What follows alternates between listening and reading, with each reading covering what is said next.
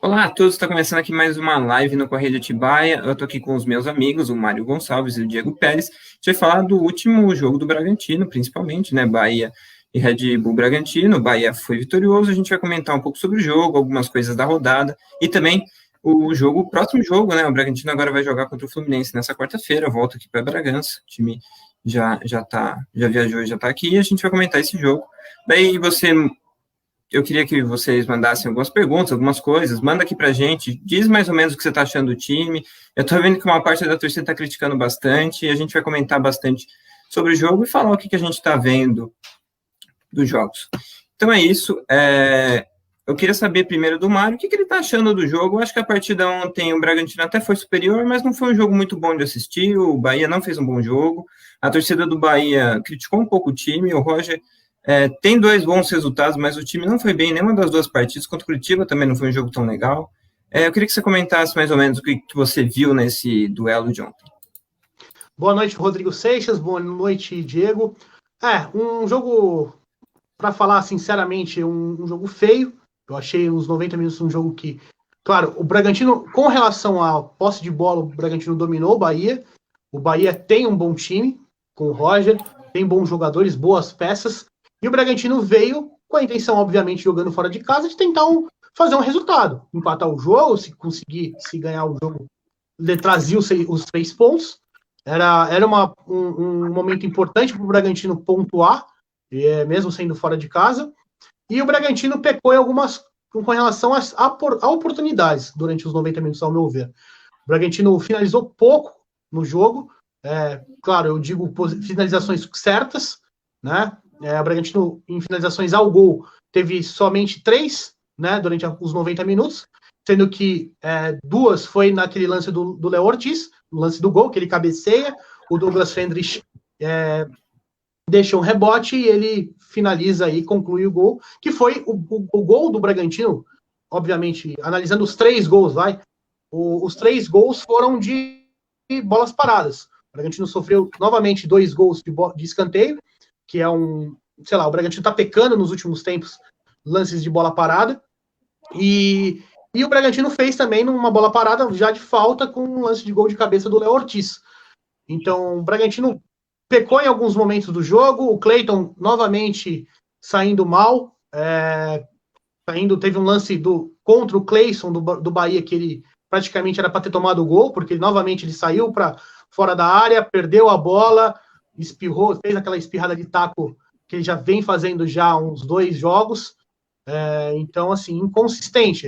Minha análise com relação ao Bragantino não agradou ao torcedor do Bragantino. O torcedor do Bragantino está um pouco sem paciência com relação ao comando técnico, em relação a alguns jogadores que estão sendo titulares nos últimos tempos.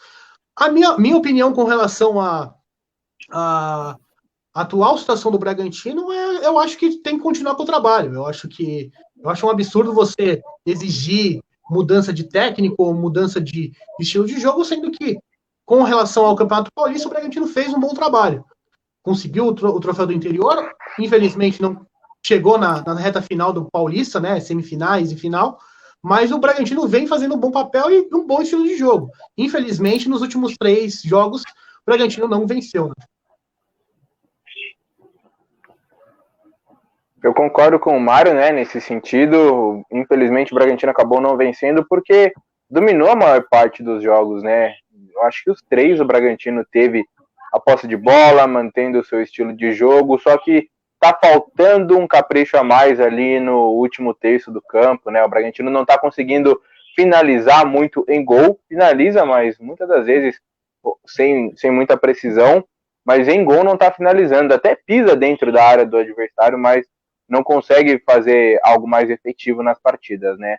Quanto às declarações, eu acho que da torcida, eu concordo em partes com alguns pedidos da torcida, por coerência do próprio técnico Felipe Conceição, né? Porque o Júlio César, e a gente até já citou isso, foi um cara que falhou uma vez só com a camisa do Bragantino.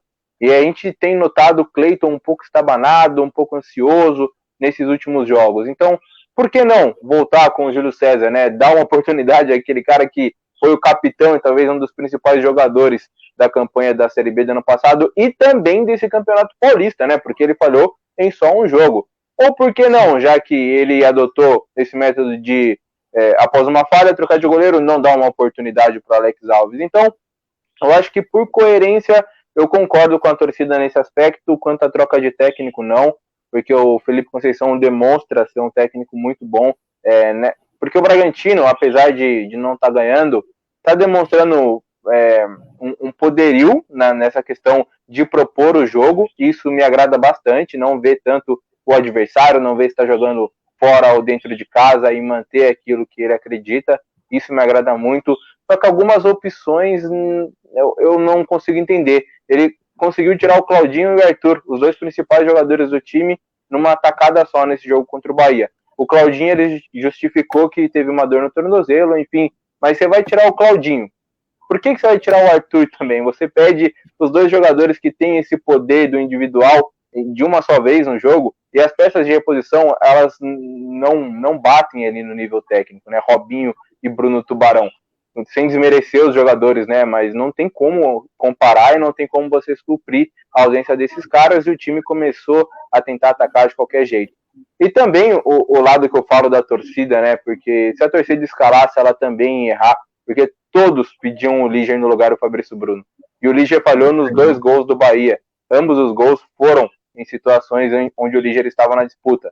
Então, o torcedor, ele pode falar, eu acho que tem todo o direito, e é até bacana, né, a torcida analisar a partida e colocar a sua crítica, mas não é só culpa do técnico, né, porque os erros individuais também têm atrapalhado o clube. É curioso você ver que no jogo contra o São Paulo, que acho que foi o melhor jogo dessa volta, o Bragantino chutou só 3 vezes no gol. Só que naquele dia, a sorte, ou sei lá o que, os chutes foram muito bons, o time acabou fazendo 3 gols nos 3 chutes que ele acertou. Então, tem um pouco de sorte, de momento. Ontem o time de novo dominou, teve posse, mas tem uma coisa que o time perde com o Claudinho no meio de campo, e alguns jogos pode ser importante. Ontem acho que o Bahia já foi vacinado com isso, é perder a bola no campo de ataque quando está saindo jogando. Tanto que o Bahia voltou com o Gregory e ele fez uma dupla ali com o Ronaldo no meio de campo para sair melhor com a bola. O Bahia que estava com um pouco de dificuldade com isso nos últimos jogos e dificultar essa pressão para roubar a bola lá no ataque. O gol do Arthur do Matheus Jesus contra o São Paulo, é uma bola que o Arthur rouba lá porque o São Paulo tinha pouca gente, errou na saída. Então ele fez isso no Bahia e o Bahia tomou cuidado com isso. Mas as bolas paradas realmente são uma coisa que está complicando. O time já tomou 5 gols assim na volta. São 9 no total e 5 deles foram assim. Se bem que, sei lá, a bola parada também foi algo que o Bragantino aproveitou e conseguiu marcar o seu gol assim. É a arma que funciona para os dois times, tanto para defender quanto para atacar. E o Bahia estava com dificuldade com isso. O curioso foi que o Bahia, na semana do jogo, estava preocupado que o Fernandão virou reserva e o time estava precisando de um apoio maior defensivo. Principalmente, estavam preocupados no defensivo, tanto que tomaram um gol assim, mas na frente foram lá e fizeram 2, um com o Juninho, aquele que era do Palmeiras, a torcida do Palmeiras deve conhecer ele, e lembrar do gol contra que ele fez contra o Cruzeiro, na Copa do Brasil, e o Hernando, que também acabou marcando gol, dedicando ao primo dele, que estava mal de Covid e tudo mais. Então, eu acho que o Bragantino tem dificuldade no último terço do campo, o Felipe falou disso, que é na finalização da jogada, seja o passe que acaba saindo errado, o chute que acaba saindo errado, mas também não é um time arame liso, como algumas pessoas chamam alguns times que não atacam, aquele time que fica com a posse de bola e não tenta chegar. O Bragantino tenta muito, só que ele erra muito. É muito passe que tenta na diagonal que acaba dando errado, é passe que tenta acertar para o Alejandro na linha de fundo. Sim. E ele não chega. Eu até que eu ia comentar, Rodrigo, porque assim, com relação ao Bragantino, o Bragantino finaliza bastante durante o jogo, os 90 minutos. O problema são as finalizações a gol, que são poucas. Sim. Né? A chance clara de gol, assim, no jogo de ontem, eu acho que tem o gol e uma chance do Robinho, acho que é um chute cruzado dele. Fora isso, não tem chances claras, assim, putz, perdeu o gol. Não é perder o gol, não chega com dificuldade da defesa adversária correr um risco, um susto, alguma coisa. Só dos melhores momentos do jogo tem, sei lá, 3 lances do Bragantino. Na quarta-feira, não. Contra o Botafogo são vários. O Gatito foi bem, ele fez umas boas defesas. Aquele jogo já foi um pouco diferente, acho que foi o melhor dos 3 até agora. Aquele jogo, realmente, o Bragantino não só teve dificuldade de definir, mas também não teve tanta sorte. Ontem já teve dificuldade mesmo. Sim. Mas eu acho que o time, aos poucos, acho que vai entender um pouco melhor isso. O Morato e o Arthur acabam sendo muito decisivos quando eles não jogam bem, porque eles são os caras mais agressivos, os caras que quebram melhor a defesa, e isso faz uma diferença muito grande. O Arthur tá mal nos últimos jogos. O Morato já não é tão importante quanto é o Arthur, mas também não está conseguindo render bem para quebrar uma defesa, fazer uma boa jogada. Então, às vezes, falta um pouco dessas jogadas. O Hiller é um cara que não é tão criativo, ele tem um bom chute de fora, mas não tem acertado esses chutes mais. Tinha acertado mais no passado, nos últimos jogos não. E ele não joga esse próximo jogo, talvez o Barreto entrando melhore o time, não sei. O Barreto vinha bem no campeonato antes, o Hiller estava machucado e não estava jogando. E o Barreto estava bem ali de primeiro volante. Acho que ele deve ser o escolhido para jogar contra o Fluminense. E vamos ver o time se ele evolui e se acerta, principalmente, acho que não só nas bolas paradas, que precisa melhorar, mas definir melhor as jogadas. Acho que isso tem muito a ver com os resultados, mais do que o desempenho do time.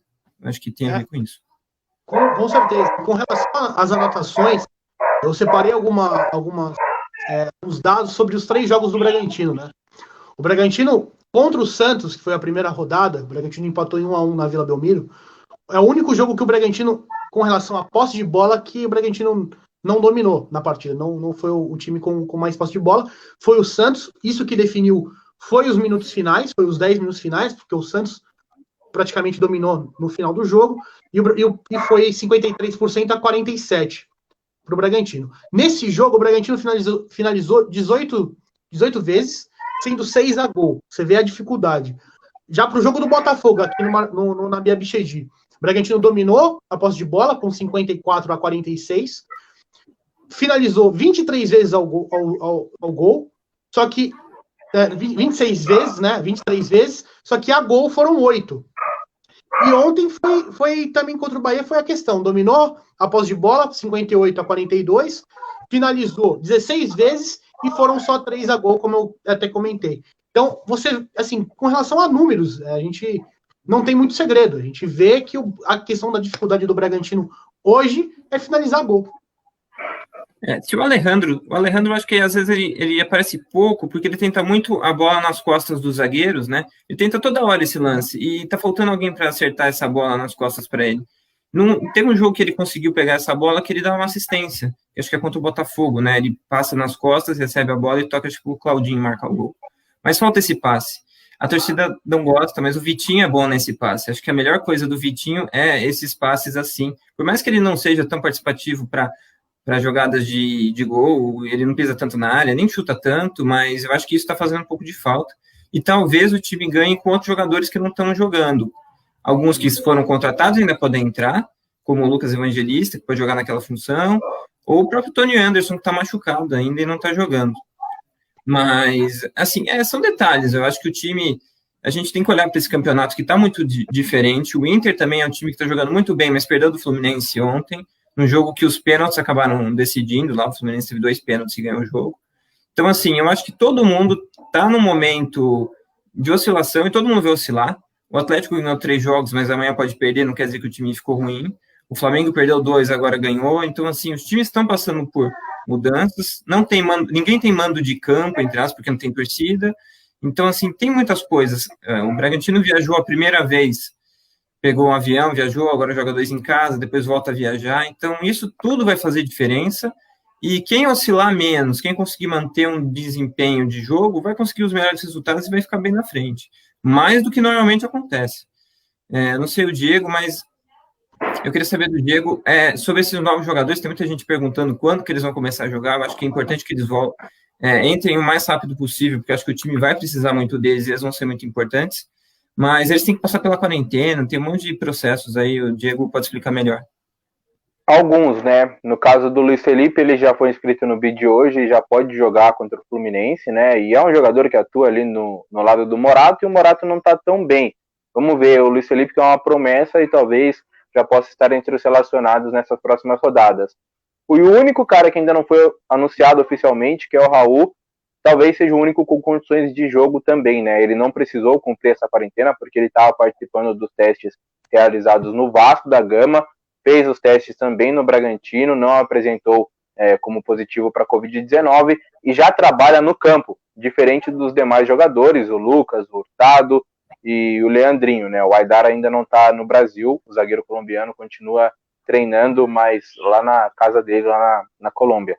Mas, enfim, o Raul, assim que oficializado, acredito que também já vai ser inscrito no BID e vai estar à disposição do Felipe Conceição. E desses jogadores, talvez seja o de nível técnico um pouco maior, que a gente conheça, né? Porque o Hurtado é uma promessa, o Aidar é uma promessa, o Lucas Evangelista está há muito tempo na Europa, o Raul já não, né? O Raul era titular do Vasco, pretendido pelo São Paulo, então acho que é um cara que chega para ser titular e que nas próximas 2, 3 rodadas talvez já esteja em campo.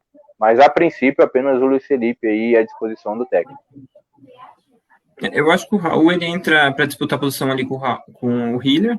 Eu acho que talvez ele entre bem ali. Ele é um cara que tem um passe bom, movimenta bem ali, rouba bem bola. Ele foi bem no Vasco, né? O Vasco vai sentir um pouco a perda dele, por mais que o time vai conseguir andar sozinho, mas eu acho que ele chega. É importante assim. Todos os jogadores que vão vir vão ser jovens, então todos eles vão passar por oscilações. Um time jovem oscila mais do que um time mais experiente, porque os caras já estão com a cabeça mais definida de jogo. E eu acho que o que pega, né, também, Rodrigo, até para acrescentar no seu comentário, e eu vi isso nos jogos do Bragantino, principalmente na segunda etapa, é a questão da ansiedade. E contra o Bahia, né, por estar perdendo essa questão da ansiedade, os garotos jovens, eu acho que o time acaba sofrendo um pouco, porque você vê que toda a filosofia de jogo acaba indo por água abaixo, o time começa a jogar de qualquer jeito, errar passes. Eu acho que o elenco jovem, o ruim desse elenco que vai ser potencializado e que vai conseguir bons resultados é esse início de trabalho, né? Porque a ansiedade acaba falando um pouco mais alto.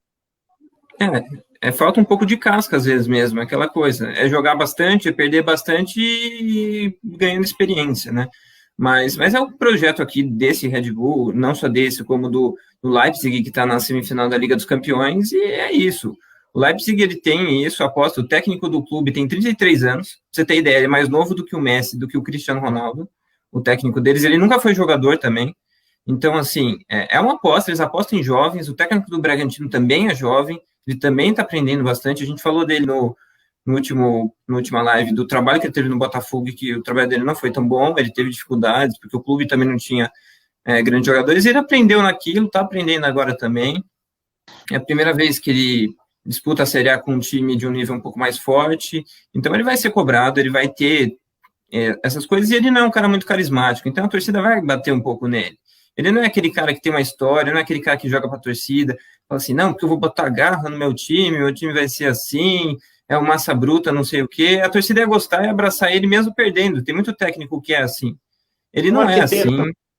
Então ele não é assim, ele tira a cara que a torcida gosta, deixa no banco vários jogos, se for o caso, e isso vai criando uma coisa com a torcida, que a torcida vai pegando no pé dele.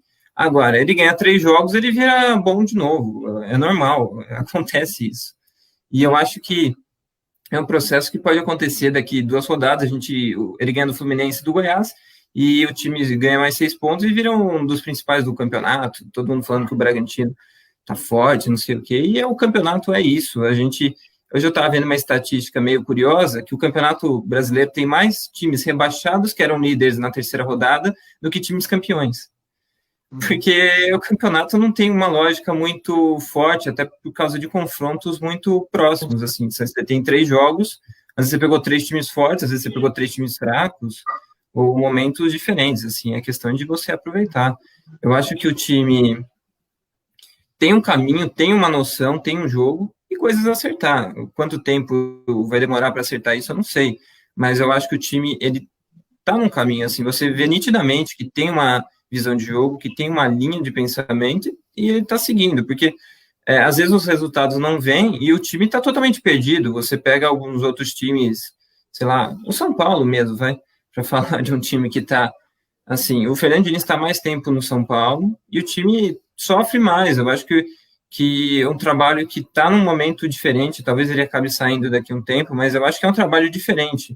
Tem um pouco da mão do Diniz, mas você vê que o time ele tem dificuldades maiores para atacar, tem dificuldades maiores para defender, e o time fica cada vez mais nervoso também, assim, eu não sei o que vocês estão vendo, mas eu acho que hoje não tem nenhum time que está muito bem no campeonato, e E mesmo o Atlético, que acho que é o time que mais chama atenção, com 3 vitórias, o São Paulo está se mostrando outra vez que é um técnico acima da média aqui no Brasil, mas eu acho que ainda vai oscilar também. Não sei o que o Mário tem visto. O Mário foi que... Pode falar. Não, segue aí. Não, com relação ao campeonato, a gente vê que o Campeonato Brasileiro já é um campeonato muito regular. Os times que disputam ali no começo do campeonato, na frente, como você falou, podem ir mal e acabar disputando o rebaixamento, brigar para não cair. Então a gente vê isso, é tradicional no futebol brasileiro, a questão da competitividade do campeonato em si, dos clubes. Eu acredito que esse ano ainda pode ser mais maluco ainda, por tudo que a gente está passando de jogo sendo cancelado, enfim. Eu acho que vai ser mais complicado ainda com relação a essa edição de 2020. O que você citou sobre o Red Bull, eu acho que é isso daí mesmo. Com relação ao Felipe Conceição, eu acho que é uma aposta da Red Bull. Eu acho que se ele está até agora, eu acho que é porque apostam muito as fichas nele.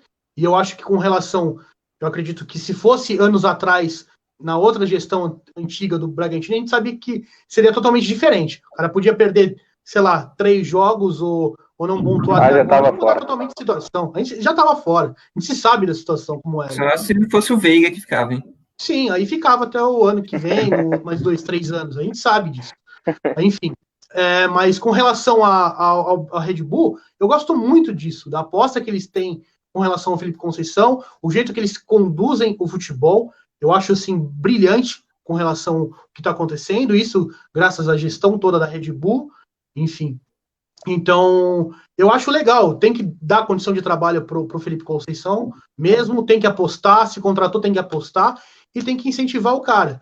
Eu acho, claro, se seguir bastante rodadas e o time não se ajustar, obviamente com relação a por ser o futebol brasileiro, a gente pode ser que tirem, mas enfim. Mas isso a gente pensando pro lado negativo. Eu acredito que ele é a aposta do Bragantino e se tudo conduzir pro certo, vai ficar até o final da temporada.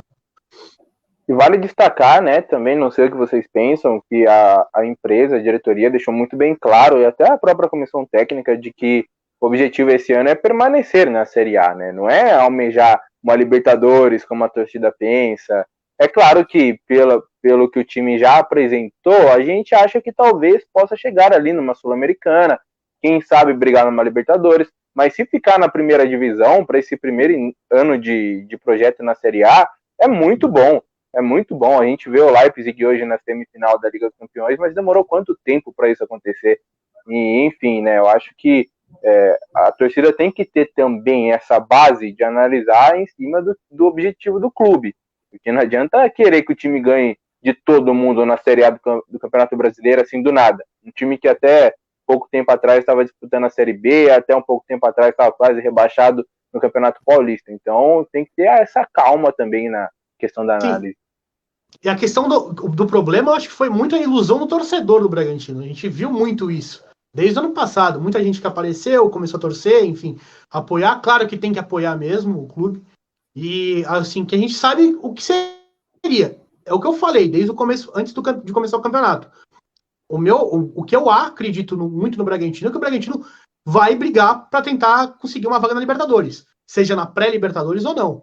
Eu acho que o plantel que o Bragantino tem é para brigar para uma vaga de Libertadores. O que eu vejo. Claro, se o Bragantino conseguir uma vaga para a Copa Sul-Americana, no meio da tabela até quase na zona de rebaixamento. Então, isso aí, eu acredito que é o provável que o Bragantino faça na temporada. Eu acredito. Porque o Bragantino não é um time para estar brigando para a zona de rebaixamento. É minha opinião com relação a isso. Eu acho que o Bragantino vai tentar as primeiras vagas ali da Sul-Americana e tentar abocanhar uma vaga da Libertadores. O Leipzig, quando ele contrata os jogadores, é um jogador que, entre aspas, ninguém está querendo ainda. Hoje você tem o zagueiro lá, o Pamecano, todo mundo quer ele. Mas quando ele contratou, ninguém estava querendo, porque a ideia é essa. Você não quer comprar o cara na alta, você compra o cara na baixa, quando ele está surgindo, depois você vende. O Werner Aliás, o Werner nem jogou as quartas de final porque ele já foi vendido para o Chelsea, que era o principal jogador do time. Só que o time ainda se mantém, então a ideia é essa, você pega o cara novo, depois vende ele na alta, e é assim que eles vão fazer aqui. Só que aqui a gente ainda está muito no começo, essa que é a diferença. É um pouco da filosofia que o Ajax já prega há, sei lá, 30, 40 anos no futebol europeu. A gente vê o Ajax, por mais que seja um celeiro de craques, que ele forma os jogadores lá do começo, já criança, até a passar por todas as etapas até chegar ao profissional, o Ajax é um clube que compra jogador já com 20, 21 anos, jogadores que depois vingam. O caso do Suárez foi assim, que ele veio do Groningen e depois veio pro Ajax, enfim, tantos outros jogadores.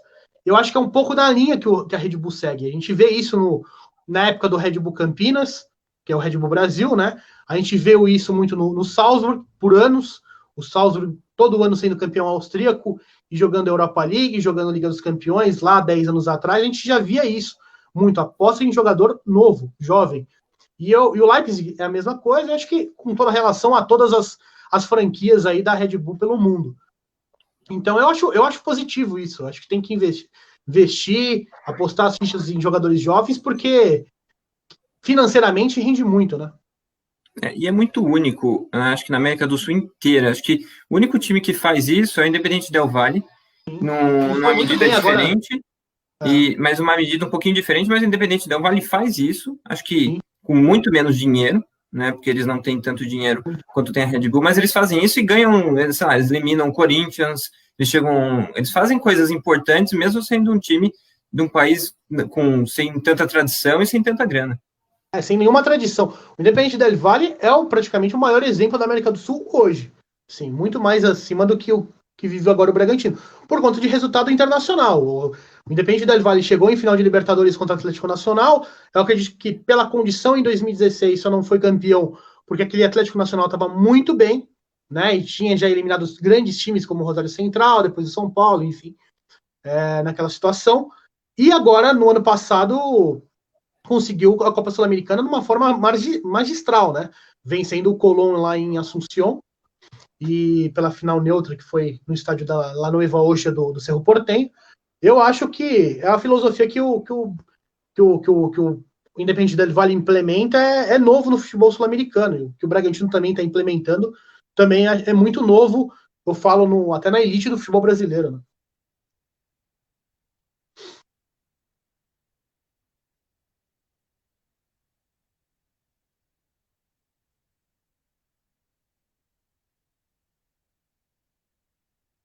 Tá me ouvindo, Diego? Tô te ouvindo. Rodrigo? O Rodrigo acho que travou. O Rodrigo deu uma travada. Mas vamos então, Mário, começar a falar sobre a sequência aí do Campeonato Brasileiro, né? O Bragantino que tem já na quarta-feira. Deve ser duro isso para os jogadores e para a própria comissão técnica, né? Você conseguir trabalhar nesse curto espaço de tempo. A gente nota que acabou o jogo, os jogadores que não atuaram os 90 minutos já começam ali, depois do jogo, essa pré-ativação, daí tem o regenerativo num dia, no outro já é véspera do jogo. Então, tá muito difícil, eu acho, para a comissão técnica trabalhar com isso. E na quarta-feira, depois de amanhã, já tem o Fluminense aqui em Bragança Paulista, mais um jogo difícil. O que você pensa dessa preparação? E já projetando, né, esse duelo, o Bragantino, que como o Rodrigo mencionou, ele não tem o Ricardo Hiller, deve voltar ao Barreto. Boa noite, Rodrigo, chegou cedo, mas Mário, queria que você fala. Queria que você fizesse essa primeira projeção do jogo de quarta. Hein? Eu acredito que o Bragantino tem grandes chances de somar os seus primeiros 3 pontos na quarta-feira. Minha análise com relação ao Fluminense é um time que é um pouco inconsistente, tem problemas, muitos problemas. A gente viu isso no Campeonato Carioca, mesmo assim chegou na final, tentou bater de frente o Flamengo, infelizmente não conseguiu, por algumas condições que o Fluminense exercia até a final.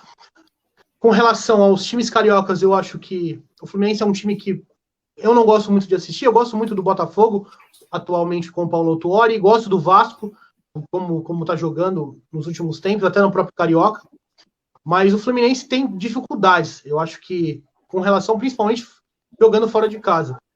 E, ao meu ver, o Bragantino tem muita chance de vencer a partida, tem condições, como eu falei com você, Diego, com o Rodrigo nos jogos anteriores, mesmo contra o Botafogo. O Bragantino tem a sua arma, que é jogar no Nabi Abichedi. O Bragantino sabe jogar muito bem em casa, tem todas as condições de vencer. Eu acredito que o Bragantino, por mais que empatou 2, e perdeu uma contra o Bahia, eu acho que o Bragantino só pecou no jogo contra o Bahia. Assim, pecou mesmo na realidade. Então eu acredito que o Bragantino tem condições de somar os 3 pontos em casa e começar a engrenar aí para a Série A. A Jane Fontes mandou uma mensagem que ela está falando que as partidas dentro de casa são um diferencial para trazer muito mais segurança para a equipe. Eu acho que sim, eu acho que o time em casa, se a gente pegar desde que a Red Bull chegou, o time só perdeu um jogo em casa, que foi aquele jogo da Inter de Limeira, que é 1-0. É um jogo no começo desse campeonato, lá, acho que foi o segundo jogo desse ano. Né? Foi a segunda rodada do Paulista. Foi, o time do Elano lá, né? O Elano estreando lá no segundo jogo dele. E a Inter que vinha de uma goleada do Guarani, né? Isso. E só essa derrota, na Série B inteira passou invicto, então assim, é um time que tem uma vantagem em casa, mesmo sem a torcida, porque é um estádio um pouco, acho que é um pouco diferente, a grama tem mais costume, eles são mais acostumados, agora o estádio também passa por mudanças o tempo todo e está cada vez mais moderno, que também ajuda bastante, mas é um jogo que eu acho que ele tem que tomar os certos cuidados, que o Fluminense vai vir para contra-atacar, eu acho que a ideia do Hellman, né, deve ser essa, ele deve botar o time assim, o time tem o Evanilson, que é um ótimo jogador, está sendo olhado já para o pessoal da Europa, ele tem essa velocidade nas costas do zagueiro muito boa, então acho que talvez o Fabrício Bruno volte para o time, porque o Liger não foi bem nesse último jogo, ele gosta do Fabrício, acho que ele vai acabar botando o Fabrício de volta, até porque ele é mais alto, é melhor nas bolas paradas. E o Marcos Paulo também, que é o ponta esquerda, que também é muito veloz. Aliás, é um time novo também do Fluminense, que aposta em Xerém. E alguns caras, assim, que nem o Fred, o Nenê, o Fred não joga. O Fred tem problema de lesão. E eu acho que até o Evanilson tá jogando mais do que o Fred. Eu acho que o Bragantino seria até bom se o Fred jogasse, porque o Fred não vem jogando bem. Quem vem jogando mais ou menos é o Nenê. Ele joga como meio um ponta falso na direita, ele aparece no meio, dá uns passes. Mas é aquela coisa, o Nenê é o cara da bola parada, que vai acertar um passe, mas ele não vai marcar tanto na parte defensiva, não vai ter uma ajuda tão grande assim, então eu também acho que não é um cara... Não, e é nada excepcional também, né? Com relação a 5 anos de temporada do Nenê, é aquele mesmo futebol de sempre, é o mesmo caso do Paulo Henrique Ganso, né, Diego? A gente sabe a média do jogador fazendo todo o tempo, né? Todo jogo. Aquela coisa. São jogadores que não me agradam com relação aos últimos anos. O Fred é a mesma coisa, é um jogador que pouco define com relação aos 90 minutos. No Cruzeiro foi assim, no fracasso do Cruzeiro no ano passado, enfim. Como você vê, Diego, com relação a esses jogadores antigos aí? Para mim, o Fred e o Ganso são ex-jogadores que ainda atuam, né? No caso do Nenê, eu acho que não. O Nenê é um cara muito de lampejo. Hora ou outra, ele acaba fazendo alguns lances que lembram aquele Nenê do Paris Saint-Germain, aquele Nenê do início do São Paulo, do próprio Vasco, né? Então, o Nenê é um cara que tem qualidade ainda. Tem qualidade ainda, mas é muito inconsistente, assim, né? Ele não joga a partida inteira bem, tem partida que ele não joga nada, mas tem partida que ele acaba, como o Rodrigo falou, em uma bola parada decidindo, né? Então acho que tem que ter um cuidadinho sim com o Nenê. O Fred tem que ser reserva, porque o Evanilson é aquele tipo de centroavante que os técnicos hoje adoram, e com razão, porque apesar de não ter uma estatura alta, é um cara que se projeta muito bem, sai da área e tem velocidade, né? Então é um centroavante como o Alejandro pode ser, né? Já foi no Atlético Mineiro e ainda está buscando ser no Bragantino, né? E o Fluminense tem algumas potencialidades ali no seu elenco. Não sei se o Gilberto está atuando ainda pelo lado direito, mas ainda não está mais, né? Ele foi com o Benfica. Já acertou com o Benfica? Então, Jesus aproveitou e já levou ele. Ele e o Cebolinha. Era um cara que me agradava bastante, né? Pelo lado direito ali do Fluminense. Mas, enfim, o Dari Hellman tem uma molecada lá que corre por ele e esses jogadores experientes. Então, o Bragantino tem que ter toda a atenção para vencer em casa e fazer do estádio Nabi Abichedi o que foi na Série B do ano passado e também no Campeonato Paulista. Tem que lembrar que o Fluminense tem o Egídio, né? O Egídio é um cara que apoia, tem um bom cruzamento, mas para marcar é aquela coisa. Ele não chega, não marca ninguém. E quem vai jogar em cima dele é o Arthur. Com relação Então, ao Egídio, eu assim, acho que é a mesma coisa que eu comentei, acho que do Paulo Henrique Ganso e do Fred. Jogador também que a gente conhece, é a mesma coisa. Perdeu um lance praticamente que definiu o Campeonato Carioca na final, que ele foi seco lá e perdeu no jogo de corpo, enfim, acabou tomando gol. Então, eu acho que um jogador também inconsistente. Com relação ao Nenê, o Nenê teve uma grande temporada, mesmo antes do São Paulo, naquela Série B do Vasco, a última Série B do Vasco, que acabou subindo no sufoco até as últimas rodadas, foi contra o Bragantino aqui. ele marcou gol de pênalti aqui. E Muriel é com um bom relação goleiro, ao né? Nenê, Muriel, sim. Muriel. Irmão do E Alisson. assim, com relação ao Fluminense, a base, eu acho super legal a posição em Xerém. Com relação à estrutura de categoria de base, o Xerém é um grande exemplo do futebol carioca. Eu acho que é o clube que mais investe na base é o Fluminense, comparando ao Vasco, o Flamengo e o Botafogo, né? Questão de estrutura, mesmo na época que o Fluminense vivia as vacas magras ali em 98, jogando a Série B, caindo para a Série C, ali já naquela época o Fluminense começou a apostar na molecada naquela temporada da Série C, com o Parreira, que deu tudo certo, criou o Roger, enfim, tantos outros jogadores. Mas é uma aposta que sempre cabe bem ao Fluminense apostar na base, né? O curioso do Egídio é que ele já foi bola de prata, acho que 2 vezes ainda. E ele participa, ele tá nos times que ganham tudo e nos times que perdem tudo, né? Ele é muito curioso como jogador por esse ponto e acho que o Arthur pode explorar muito bem o lado dele.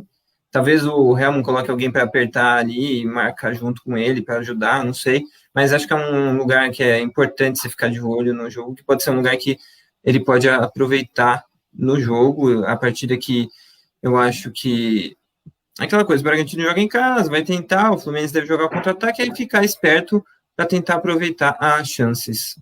Aqui tem os outros jogos da rodada, o Corinthians empatou com o Grêmio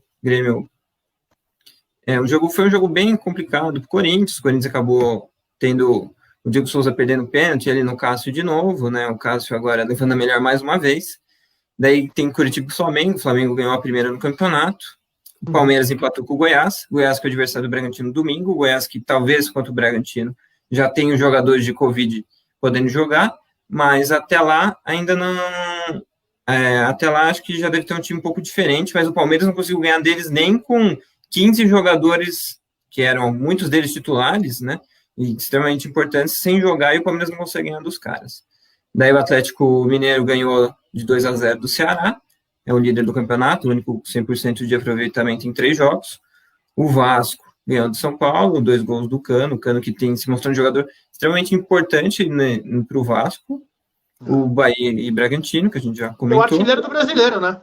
O artilheiro. Ele acho que Bom tem jogador. 11 gols no Vasco já nessa temporada, ele fez poucos jogos. Ele não toca na bola, ele dá um toque na bola, marca o gol, mas para o Vasco já está valendo. Sim. O Fluminense, que a gente acabou de comentar, que ganhou do Inter, um jogo que o Inter até foi melhor, mas o Fluminense aproveitou os pênaltis. Atlético Goianiense Sport, o Mário falou para mim que viu o jogo e que gostou do jogo. É uma partida de 2 times que vêm da Série B, assim como o Bragantino. Daí tem o Fortaleza e o Botafogo, que ficaram em 0-0, e o Santos, que eu acho que o Santos fez um bom jogo também com o Atlético, Marinho e Soteldo, dos dois, muito bem. Eu acho que o Santos tem um time que muita gente... tem um bom time titular, né?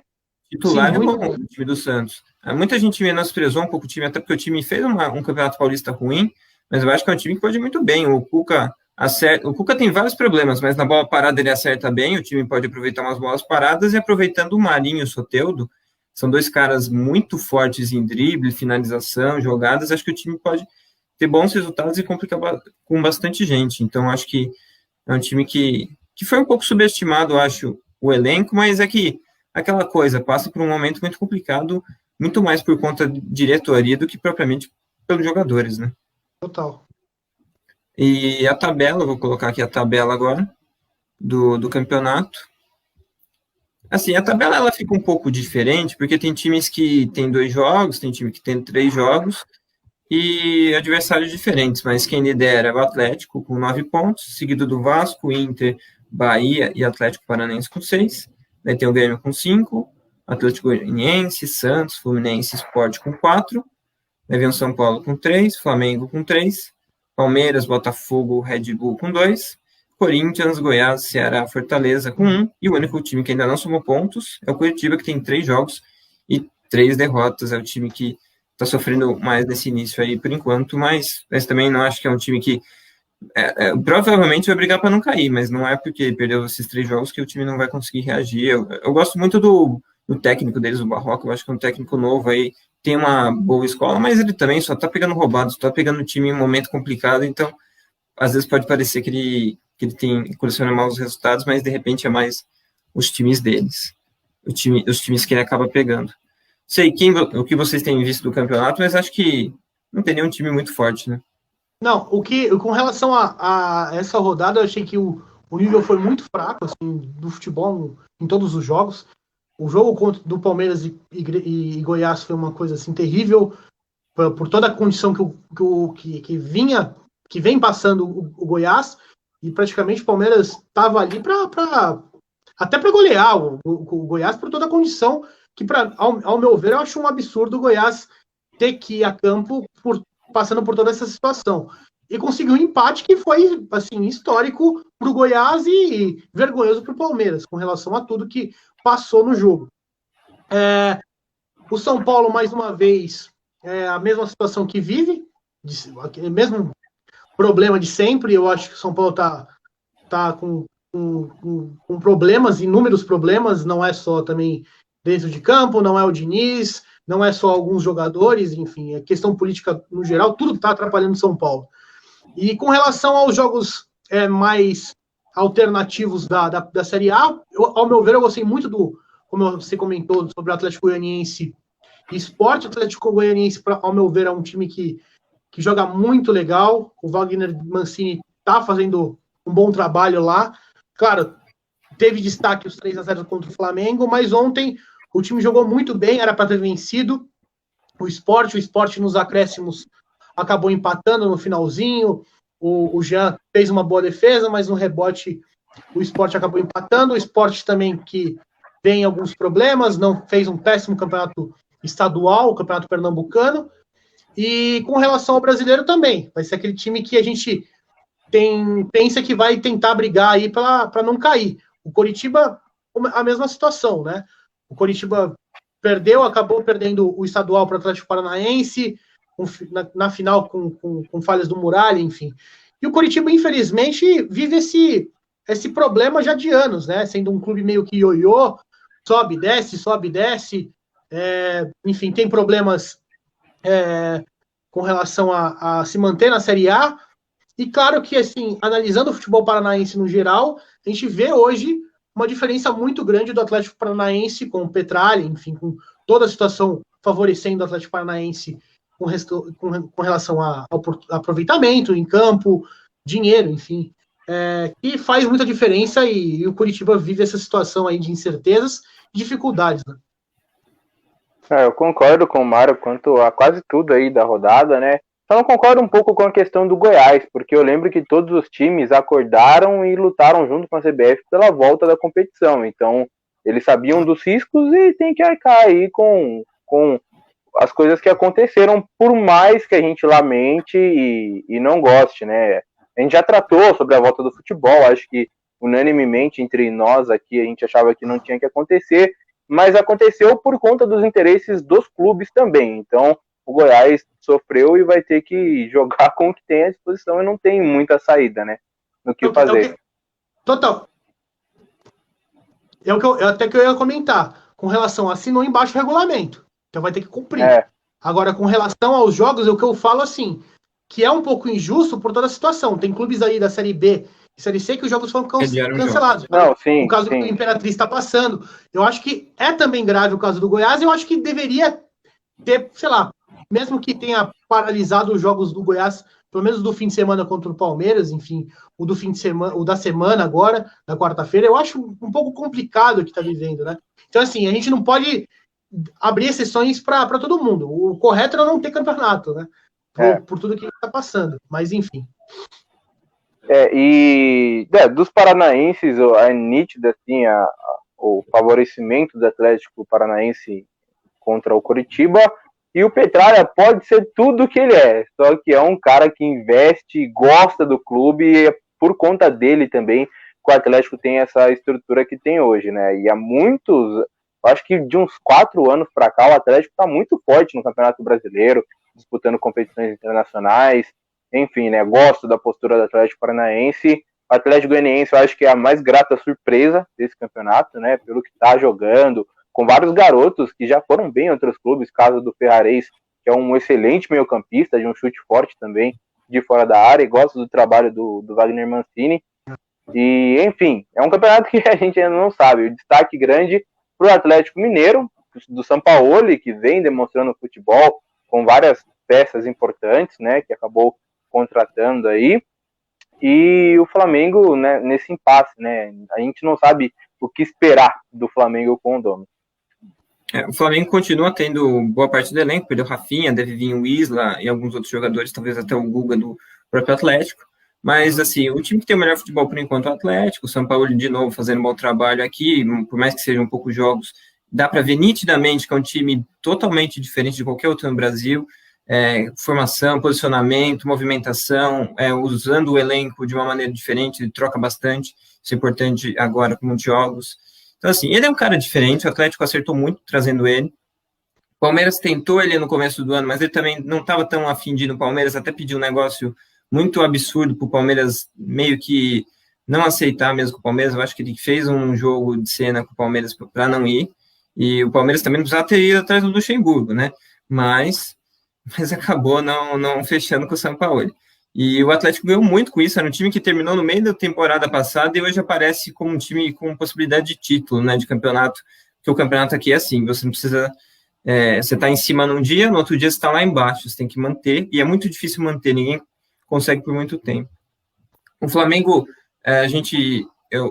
o Domi é um cara que é muito diferente do Jesus na questão de montar o time, então o time vai sofrer com isso, acho que o Gabriel vai sofrer muito, o Gabigol gosta muito de uma liberdade, ele não vai ter essa liberdade, os meias também vão ter outras funções, os laterais, então assim, vai mudar muita coisa, e a gente vai ter que descobrir como é que o time vai se adaptar com isso. A questão é que eles têm um elenco muito forte, então por isso que vai continuar sendo um time forte, mas vai ter que se adaptar. E com relação ao Flamengo, a gente sabe que, assim, o cara mal chegou e já estão criticando o cara.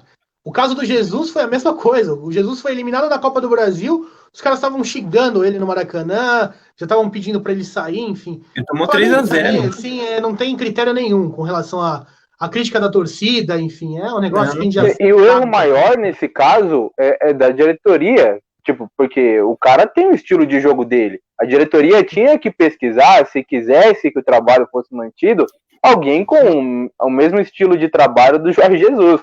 O cara tem um pensamento diferente, então um erro nesse caso... deve ter falado. Agora a diretoria tem que bancar, então. Não pode ir no embalo da torcida.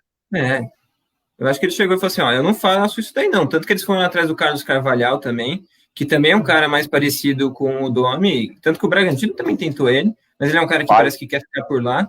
Ele não é nem questão de não não gostar dos projetos daqui, ele quer continuar morando na Europa, acho que é mais questão pessoal mesmo do que propriamente esportiva.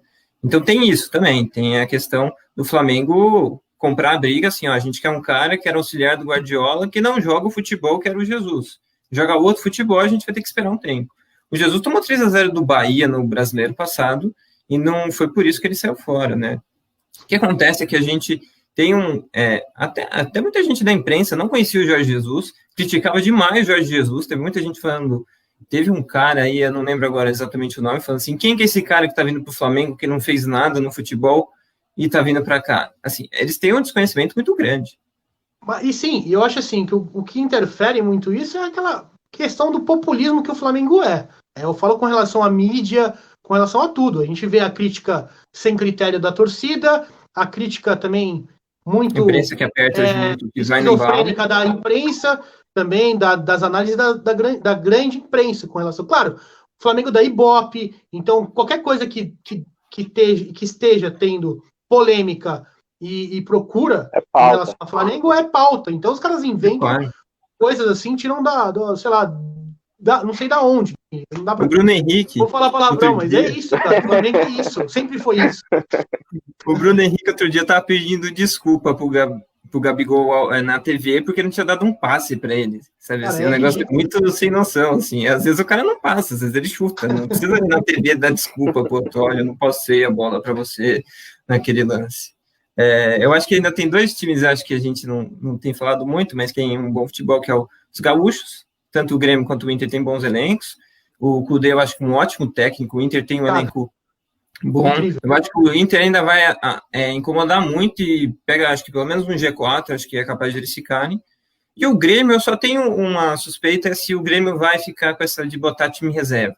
Botou time reserva para jogar contra, acho que o Ceará, né, nessa semana, e não conseguiu ganhar. Então, assim, eu acho que o Grêmio tem essa coisa do Renato de ficar tirando o peso do brasileiro, botar time reserva, para depois falar que está jogando Libertadores, Copa do Brasil. Só que passa ano, entra ano, o Grêmio nunca consegue ganhar o brasileiro, mesmo tendo time para isso. Então, eu acho que o Grêmio tem essa questão aí também para a gente ficar de olho, mas eu acho que o campeonato vai ser isso. Não sei o que vocês estão vendo dos gaúchos.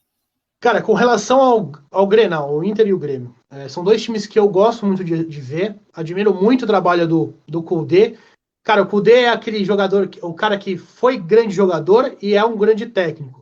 Mesmo iniciando agora a fase de técnico, é um cara que entende bastante, que sabe mexer no futebol. Claro, o grande problema dele vai ser a questão da língua, a questão com relação a ser estrangeiro, ser argentino. A gente vê que o Inter, historicamente, dos últimos tempos, vem investindo em técnicos estrangeiros e técnicos muito bons no futebol sul-americano. Teve o Koldé, teve o Fossati lá atrás, que foi o cara que praticamente montou aquele time que foi campeão em 2010 da Libertadores, e aí ele chegou no final e botaram o Celso Roth, né? Enfim. Aí o Celso Roth ganhou, os caras acharam que era o Celso Roth que foi campeão, e depois perdeu para o Mazembe, enfim. Mas pegou o Diego Aguirre, que para mim também é um baita técnico, tem um histórico incrível. Pô, você vê o que o Diego fez com o Peñarol, que chegou na final da Libertadores. Com o São Paulo, cara, com o São Paulo, com todos aqueles problemas, tava São Paulo fritou o Aguirre. Cara, ele era segundo, o São Paulo tava brigando para ser campeão, e os caras tiraram, assim, absurdamente o Aguirre no meio do campeonato, enfim. 2018, acabou com as esperanças do São Paulo. O Koldé é um cara que eu gosto muito do estilo dele. O Inter tem essa questão muito ligada ao futebol sul-americano, o Grêmio também, obviamente. Mas com relação a técnico, claro, o Grêmio tem o Portaluppi. E o Portaluppi é o maior ídolo do Grêmio, indiscutivelmente. Por conta do trabalho que fez na Libertadores, quando foi campeão, ele segue no Grêmio. Eu acho que tem vezes que ele faz alguns erros, enfim, mas ele tem aquele crédito todo da torcida, o histórico todo que influencia. Mas o Grêmio e o Inter são dois times que eu gosto de ver, e eu acho que vão estar no páreo ali do Campeonato Brasileiro. Não sei se vão ser equipes que vão tentar o título, né? Mas são dois times aí que vão fazer bem bonito no ano aí para mim, ó, no Campeonato Brasileiro. Sobre o Inter, eu só queria destacar também uma coisa que eu gosto muito do Kudê, e ele participa das contratações do Inter, e o Inter contratou muito bem. O Saravia, hoje, talvez seja o melhor lateral direito do futebol brasileiro, joga muita bola, muita bola. O Bosquilha e o Thiago Galhardo foram duas contratações incríveis do Internacional, e assim, o Inter tá jogando um futebol muito bonito. O Cuesta é muito bom zagueiro, eu acho que o futebol gaúcho de zagueiro não tem nem o que falar. Você pega o Grêmio com Kahneman e Jeromel, e o Inter com o Cuesta, o Moledo é banco, e joga o Bruno Fux, enfim. Então, o Grenal tá muito forte, e o Renato Gaúcho pode falar o que for, mas a autenticidade que ele tem, e o peito que ele tem para bancar, e também de escalar, eu acho que é um dos únicos treinadores que o jogador não consegue deitar nele. O cara tem... O histórico dele mostra ali que o cara manda, você vê dentro de campo, o jeito com que ele trata os jogadores, ele ganha o elenco muito fácil. Então isso faz com que ele tenha essa longevidade no Grêmio e também esteja fazendo esse ótimo trabalho. Eu acho que ele só não é melhor técnico porque às vezes ele é um pouco arrogante e não para tentar estudar algumas coisas e tentar entender um pouco mais o futebol. Daí vem o Jesus aqui e dá 5-0 nele. Então tem disso também, sabe? Ele tem esse lado dele que é muito bom e fez dele campeão da Libertadores, mas ele podia ser melhor se ele fosse um pouco mais, menos arrogante e tentasse aprender mais de futebol. Eu acho que tem esse lado também. Tem um lado, também, claro, da personalidade do Renato Gaúcho, mas a gente tem que analisar também a equipe por trás da comissão técnica do Grêmio. Tem uma baita comissão técnica, tem uma equipe de análise de desempenho muito grande por trás do Grêmio. E óbvio, se você analisar a carreira de técnico do Renato, até os anos 2010, são campanhas assim medianas dele, até sendo rebaixado no caso do Fluminense, logo quando ele iniciou a carreira como técnico, enfim. A boa fase dele foi aquele vice-campeonato na Libertadores, que foi o melhor momento até então da carreira dele, perdendo para ele do Bausa, e depois com o Grêmio que assim, desandou, que começou a ganhar títulos importantes e ganhou a Libertadores e jogou, fez pau a pau contra o Real Madrid na final do Mundial. Perdeu por 1-0 com aquele gol de falta do Cristiano Ronaldo, mas fez uma boa final. Agora, claro, a gente sabe do Renato, cara, é um cara que tem toda essa cultura, esse folclore em cima dele, e é um jogador que foi um jogador muito polêmico e é um técnico muito polêmico, né? Ele sabe criar isso, né? Ele adora isso também, né? Se ele não tiver isso, não é Renato. Não é entrevista Renato. De óculos escuros. Eu gosto, eu acho legal. Um personagem muito bom, acho que falta às vezes esse tipo de cara também no futebol aqui, o mais atual, o antigo acho que tinha bastante, hoje tem menos, até porque eu acho que muito jogador que às vezes prefere se alienar, ou às vezes não quer dizer muita coisa, muita entrevista de jogador, você não tira muita coisa, que o cara não fala, ou porque tem medo de se arriscar, ou porque também não sabe mesmo. Então... com relação à coletiva, só terminando, com relação à coletiva, a gente vê pouco isso, coletivas boas, hoje no futebol brasileiro. São só aqueles caras mais antigos que assim, trazem ânimo nas coletivas de imprensa. A gente vê isso muito no Paulo Tuori, o Renato é um cara também já mais chuta o balde aí com relação à coletiva, e alguns outros caras das antigas, né? Mas hoje em dia a gente sabe que cada vez mais está mais monótono com relação à entrevista, os jogadores falando praticamente robotizado, a gente não tem a menor graça de ver o coletivo de imprensa, o jogador falando. Eu acho que perdeu um pouco do carisma, né, do futebol brasileiro com relação a isso. Dos novos, eu gosto do Thiago Nunes nesse ponto. Eu acho que é um cara que fala mesmo. O Thiago Nunes é o único dos novos que... E sobre os jogadores também, Felipe Melo é bom nisso, hein? Eu gosto de ver as entrevistas do Felipe Melo, que fala mesmo, não tá nem aí. O Thiago Nunes, só acho que ele foi uma besteira depois da final. Ele falou que o Corinthians ainda estava invicto na volta do futebol e que era importante isso. Ele que tinha acabado de perder o título com o Palmeiras, né? Então, acho que a torcida não está muito animada com essa resposta dele aí. Acho que não curtiram tanto. Mas tem disso bastante. A gente vai encerrando aqui nossa live. A gente falou bastante hoje sobre diversos assuntos. A gente volta depois na quinta-feira à noite. O Bragantino joga na quarta, joga às 7h15, mesmo horário da semana passada. O adversário é o Fluminense, o jogo aqui em Bragança. Vamos ver se o time consegue ganhar os 3 pontos, se faz outro bom jogo, se vai ter os mesmos problemas. A gente está aqui na quinta para comentar isso. E o restante da rodada, alguns outros jogos. Então, é isso. A gente se encontra no próximo live. O Mário quer falar alguma coisa? Parabenizar a Associação Portuguesa de Desportos pelos 100 anos, né? Que o Rodrigo está homenageando aí com a camiseta. Enfim. Grande lusa. Então, um clube com muita história que, infelizmente, está jogando a Série A2. Eu acho que tem que lembrar os 100 anos aí da Portuguesa nesse programa. A Lusa, que é um dos times mais queridos aí do Brasil, acho que tem uma história muito, muito rica, né? O Mário gravou um vídeo sobre camisas, está lá no canal dele. O Mário, aliás, tem um canal de camisas de futebol, né? Se você puder dar uma olhada, o Mário aproveita aí para vender o peixe dele também, mas ele faz lá, e o de agora é da Portuguesa. Tem vários vídeos da Portuguesa, até não só do Centenário, como alguns específicos de algumas camisas. Sim, eu estou com um canal chamado Próxima Camisa, que está vinculado também ao Correio de Atibaia, enfim. Então eu e mais alguns outros colecionadores falamos sobre camisas de futebol, camisas históricas, enfim. E aí a gente fez um especial com 100 anos da Portuguesa, fez um vídeo contando, sei lá, 26 camisas memoráveis dos 100 anos, e também a gente fez alguns drops mostrando algumas camisetas históricas aí da Lusa. Mas é isso aí, qualquer coisa é só acompanhar. Aqui, Bancada Caipira, tem entrevista que a gente fez semana passada com o Marcelo Martelotti, se você quiser acompanhar. Tem entrevista que a gente fez com o Joshua falando sobre futebol inglês. É isso, a gente volta na quinta-feira. Até mais. Até mais, um abraço.